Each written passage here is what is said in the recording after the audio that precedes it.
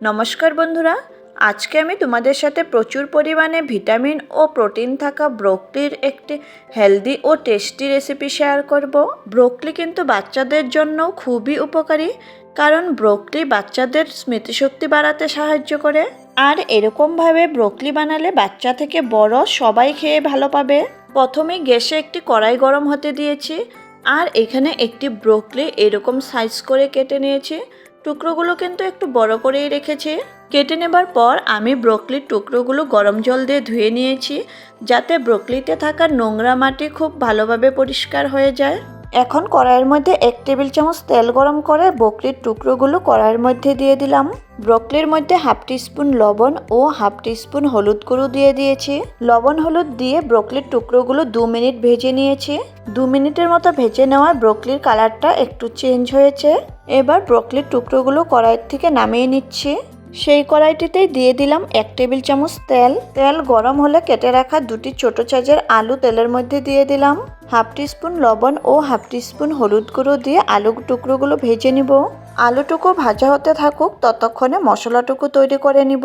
মশলার জন্য আমি এখানে 2টি কাঁচা লঙ্কা, 2 কোয়া রসুন, 1/2 ইঞ্চি আদা ও 1টি টমেটো রাফলি কেটে নিয়েছি। সমস্ত কিছু মিক্সিং জারে দিয়ে একটি স্মুথ পেস্ট তৈরি করে নিব। এদিকে আমাদের আলুটুকুও ভালোভাবে ফ্রাই হয়ে গিয়েছে, তাই এখন আলুর টুকরোগুলো কড়াই থেকে নামিয়ে নিব। যে কোনো সবজিতে আলু এইভাবে ফ্রাই করে দিলে কিন্তু সবজির টেস্টটা আরেকটু বেড়ে যায়।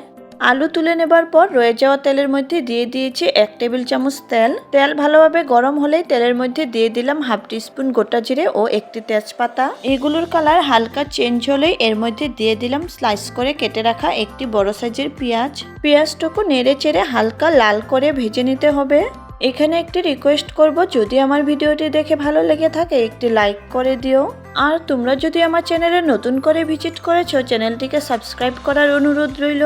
আস্তে আস্তে কিন্তু পেঁয়াজের কালারটা একটু চেঞ্জ হয়ে এসেছে। এবার এর মধ্যে দিয়ে দিব করে রাখা মশলার পেস্ট। মশলার বাটিটি ধুয়ে একটু জলও দিয়ে দিলাম।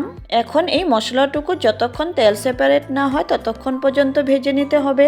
3 মিনিট পরই দেখো বন্ধুরা, মশলা থেকে তেল সেপারেট হতে চলেছে। এখন এর মধ্যে দিয়ে দিলাম ভেজে রাখা আলু ও ব্রোকলি। প্রথমে আলু ব্রোকলি মশলার সাথে একবার মিশিয়ে নিয়েছি, তারপর এর মধ্যে গুঁড়ো মশলা অ্যাড করব। প্রথমেই দিয়ে দিচ্ছি 1/2 টিস্পুন হলুদ গুঁড়ো, তারপর দিয়েছি 1 টিস্পুন জিরে গুঁড়ো, 1 টিস্পুন ধনে গুঁড়ো ও 1 টিস্পুন লঙ্কা গুঁড়ো। লঙ্কার গুঁড়ো তোমরা ঝাল যেমন খাও কম বেশি সেই হিসেবে দিতে পারবে। সবশেষে দিয়ে দিচ্ছি 1/2 টিস্পুন লবণ। লবণ যেহেতু আমরা আলু ও ব্রোকলি ভাজাতে আগেও দিয়েছি, তাই লবণটা স্বাদ মতোই দিতে হবে। সমস্ত মশলাটুকু ব্রোকলি আলুর সাথে মিশিয়ে নেবার পর 2 মিনিটের মতো ভেজে নিতে হবে।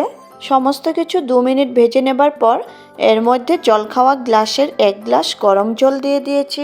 এইটুকু এখন ঢাকা দিয়ে লো টু মিডিয়াম ফ্লেমে 5-6 মিনিট রান্না করে নিব।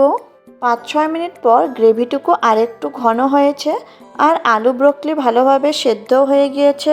এবার এর মধ্যে দিয়ে দিচ্ছি 1/2 টিস্পুন গরম মশলা গুঁড়ো। গরম মশলা দিয়ে নেড়ে চেড়ে নেবার 1 মিনিট পর গ্যাসটি বন্ধ করে দিব। দেখো বন্ধুরা, ব্রোকলির সবজিটুকু এরকম গ্রেভি রাখতে হবে, কারণ ব্রোকলির পাতলা ঝোল হলে খেতে ভালো লাগে না। ব্রোকলির এই সবজি তোমরা রুটি, পরোটা বা ভাতের সাথেও সার্ভ করতে পারবে, আর খেতেও কিন্তু খুবই ভালো হয়। আশা করছি তোমরা ব্রোকলি একবার হলেও এইভাবে বানিয়ে খেয়ে দেখবে। তাহলে আজকের মতো আসি, আবার আসবো নতুন কোনো রেসিপি নিয়ে। ততক্ষণের জন্য বাই অ্যান্ড টেক কেয়ার।